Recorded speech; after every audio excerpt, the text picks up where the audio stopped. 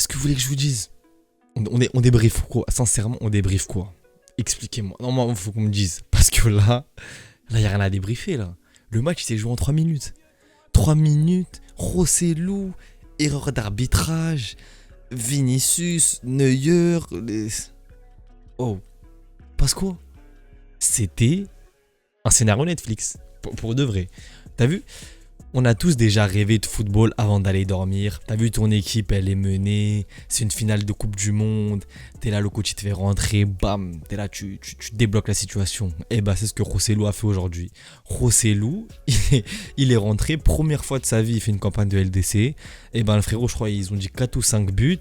Il envoie le Real Madrid, mesdames et messieurs, en finale de Ligue des Champions, contre le Bayern, mesdames et messieurs, et tout ça dans un match où le Real a dominé, mais s'est fait prendre par un banger d'Alphonso Davies, et t'es face au Bayern Munich. Certes, c'est pas le meilleur Bayern de l'histoire, mais c'est le Bayern Munich, c'est le classico européen comme ils aiment l'appeler. Frérot, Rossellou a fait ce qu'on fait nous chaque nuit avant de dormir, il l'a fait dans la vraie vie en Ligue des Champions. Par contre, juste culotté un petit peu, il a pas eu l'homme du match, même si Vinicius le mérite, mais frérot, après le doublé, pour la symbolique, tu lui donnes quand même un minimum. Mais avant de parler du Real Madrid, avant de parler de ce club, je suis parisien jusque dans mes veines, jusqu'à où tu veux. Mais sincèrement, le Real Madrid, un bout d'un moment, je suis pas comment ça s'appelle, je suis pas barcelonais, donc c'est pour ça. Mais ce club, je l'aime. Ce club, je l'aime pas comme Paris, mais je l'aime quand même. Je suis parti au Bernabéu 2 fois, et quand tu vois Bernabéu, tu vois, faut aller au musée du Bernabéu pour comprendre. T'as vu les joueurs qui te disent le poids du maillot?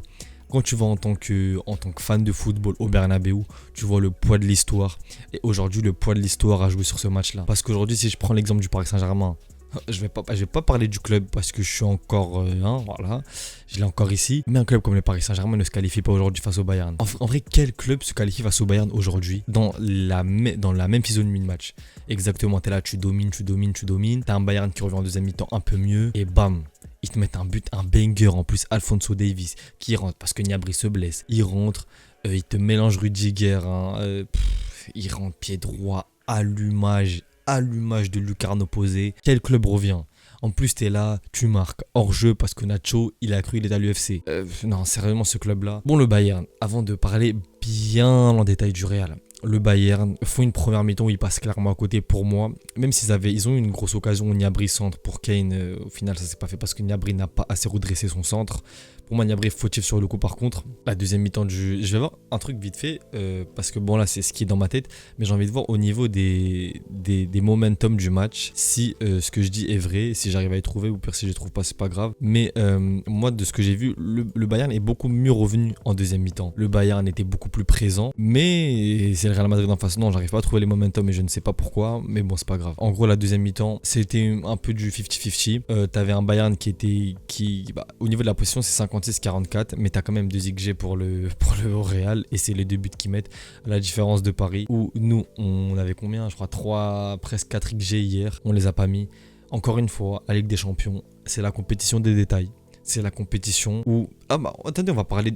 Les poteaux, ils mettent un poteau de Vinicius après un arrêt de Neuer et après Rodrigo, je sais plus si c'est le premier ou deuxième mi-temps, pareil, il met un truc qui est à ça du poteau. Mais quand même, ils sont prêts de chercher leur qualification. D'ailleurs, vu que je continue de parler du Bayern, pour moi ils ont fait un match où bon, vite fait encore deuxième mi-temps un peu mieux, mais bon, sur l'ensemble du match, ils m'ont pas plus impressionné que ça. Sincèrement, après dès qu'ils ont mis le but, ils ont joué un peu plus bas, mais ils ont pas non plus mis le bus, mais c'était pas non plus un Bayern des très très grands soirs. J'ai bien aimé le match de Konrad Laimer personnellement. Sané, il y a eu du bon, du moins bon. Kane, je l'ai trouvé plutôt bon.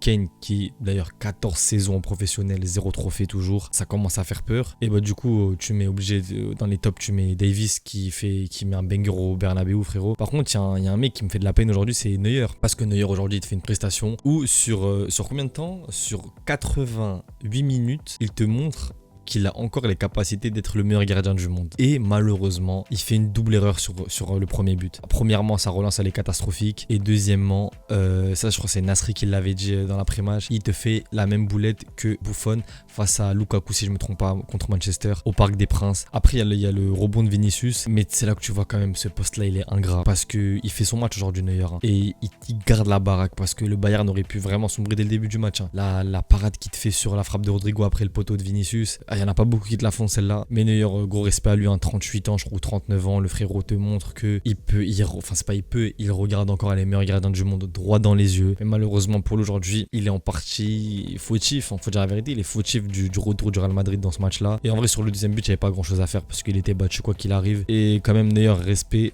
à lui. Mais le football, c'est un sport ingrat. Maintenant, on va parler du Real Madrid. Le Real Madrid qui individuellement, il y a des individualités qui sont ressorties, comme Vinicius, que j'ai trouvé très très bon, je vais en parler après. Rodrigo, que j'ai trouvé aussi plutôt bon, même si c'était pas le match référence de Rodrigo. Bellingham, que j'ai trouvé bon également. Après, Bellingham, il n'est pas bon quand il state pas, quand il met pas 3 buts dans le match pour la plupart des gens. Bellingham, il a fait son rôle de joueur d'équipe. En fait, j'ai pas de flop pour l'équipe du Real, parce qu'ils ont clairement fait peut-être. Et encore, je peux pas le mettre en flop, mais Tchouaméni, c'est peut-être au milieu de terrain celui qu'on a le moins vu, mais il avait vraiment le rôle, le sale rôle, on va dire, au milieu de terrain, il était vraiment très bas. Aujourd'hui, il était placé en tant que numéro 8. Et Bellingham, il était un peu partout, un coup à gauche, un coup à droite, un coup en limite faux neuf, un coup au milieu de terrain, enfin voilà. Bellingham, c'était un petit peu le milieu libre, le meneur de jeu libre, comme on peut l'appeler, même si c'était pas vraiment meneur de jeu. Il y a l'entrée de Brahim Diaz que j'ai vraiment beaucoup apprécié également. Et après, il y a l'entrée de Rossellou, et lui, j'en ai parlé en début. Rossellou aujourd'hui, c'est sincèrement ce que Rossellou te fait aujourd'hui, c'est une performance que seul un joueur du Real Madrid peut te réaliser. Un mec de 34 ans qui n'a jamais joué en Ligue des Champions, qui débarque de l'Espagnol, qui te fait une saison à 16 buts la saison dernière et qui te qualifie le Real Madrid en Ligue des Champions sans faire de vagues toute la saison, sans truc, c'est un joueur, un typique Real Madrid, un scénario typique Real Madrid. Mais maintenant, on va parler de qui est pour moi, même si c'était mérité pour Rossellou, pour moi c'est l'homme du match, c'est Vinicius Junior, le match qu'il te pond aujourd'hui. Bon, je vais pas commencer à truc, mais il y a un numéro 7 dans le monde qui j'espère avait la télé allumée ce soir. Parce que on a vu c'était quoi Nelly gauche. Il y a 2-3 jours sur TikTok, j'avais mis un TikTok où je parlais justement de Vinicius Mbappé, où je donnais un petit peu mon point de vue. Il y a un mec qui m'a dit mais Mbappé est plus fort que Vini à gauche. Frérot, je ne sais pas si tu vas regarder ce TikTok là, mais dis-moi dans quel monde. Peut-être en 2021, peut-être en 2022, nous sommes en 2024. Dans un cas, mais Vinicius c'est le meilleur joueur à gauche, c'est le meilleur ailier gauche et c'est même pour moi actuellement le meilleur joueur du monde. Ça se tape encore avec Bellingham, mais là si tu prends les dernières semaines, derniers mois, Vini est clairement devant. Et maintenant Vini est en route pour le Ballon d'Or en vrai. En vrai de vrai là, pour moi le Ballon d'Or, si le Real prend la Ligue des Champions, ça va clairement se taper entre Vini et Jude Bellingham. Et pour moi là sur les derniers mois, sur les moments clutch en LDC, même si Bellingham fait ses matchs, attention, mais il n'est pas décisif par le but ou par la passe D, pour moi Vinicius est en train de s'ouvrir la voie pour le Ballon d'Or. C'est une voie royale qui est en train de s'ouvrir si le Real prend la LDC. Rien à dire, LDC plus championnat d'Espagne, plus Vinicius, plus Real Madrid, ça fait beaucoup. Peut-être qu'on est sur un premier Ballon d'Or de Vinicius qui l'aurait dit au début de sa carrière. Ça mettait des Mbappé avant lui, ce qui était logique. Ça mettait des Ansu Fati à l'ancienne, ça compare Ansu Fati Vinicius. On verra bien ce que ça donne. En tout cas, je pense que j'ai fait le tour parce que sincèrement, ça c'est des matchs, tu peux commencer à faire le tacticien ou quoi. C'est bien beau d'analyser des matchs en championnat pour te préparer justement à ce genre de match-là, mais là c'est un match irrationnel. Là ce qui s'est passé ce soir c'est irrationnel, comme tous les matchs de l'essai avec le Real Madrid, mais il y a 2 saisons encore quand Benzema prend le Ballon d'Or. Le Real Madrid en Ligue des Champions, c'est leur compétition, c'est pas logique ce qui se passe, mais en soi c'est mérité.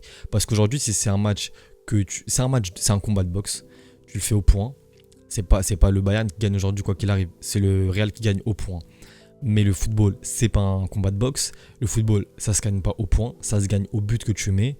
Le Bayern avait marqué en premier, mais frérot, c'est le Real Madrid en face. Du coup, c'est Madrid en face, comme il dit Thierry Henry. Et aujourd'hui, on a vu ce que ça donne quand c'est Madrid en face. Gros respect à ce club-là, gros respect au Real Madrid. J'espère que l'année prochaine, je pourrai aller voir un match de Ligue des Champions dans cette enceinte mythique qu'est le Bernabeu. Je vais revoir mon Kicks, mon petit Kylian. Non, sincèrement, Real Madrid, je vais pas te donner de prono pour l'instant pour la finale, mais on va pas se mentir que le Real reste favori. Mais c'est une finale de Ligue des Champions, mais c'est la LDC. Mais on a vu, j'ai pas parlé d'arbitrage, en vrai, je vais en parler vite fait à la fin. Il y a clairement pas hors-jeu sur le but du Bayern. Ça va faire polémique, je pense, sur l'arbitrage. Il n'y a pas d'hors-jeu sur le but du Bayern. Mais maintenant, ça va dire Real corrompu, Real truc. C'est marrant sur les réseaux, mais en soi, moi aujourd'hui, si je suis madrilène, je m'en tape. La vérité, je m'en tape. On parle du final de LDC. L'arbitre ici juste avant. Que l'arbitre fasse son job ou pas, je m'en fous. Mais il y a un truc aussi qu'on peut pas mentir, c'est que le Real Madrid met la pression sur les arbitres, de par déjà le poids du club historiquement parlant, mais également de par l'ambiance qu'il y avait aujourd'hui, mais également un truc, je suis parisien et je sais de quoi je parle. Les joueurs mettent la pression aux arbitres. C'est pas ils mettent la pression comme un Verratti va parler pour rien.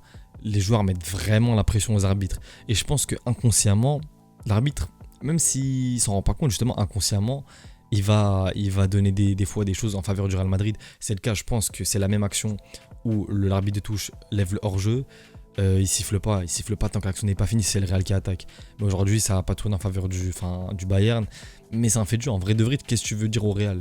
C'est un fait de jeu, c'est comme ça, c'est la vie.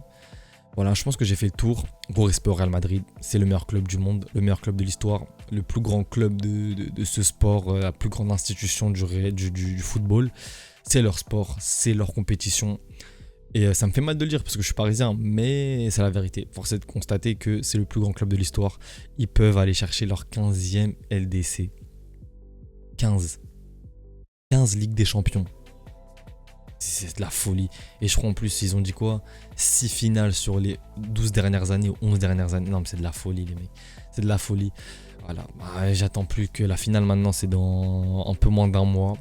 Borussia Dortmund, Real Madrid, Wembley. Et on verra bien ce que ça donne. On verra bien ce que ça donne. Pressé d'y être parce que ça va être une finale intéressante. Les deux équipes jouent pas mal. Du coup, voilà, on se retrouve pour une prochaine vidéo. A plus les mecs.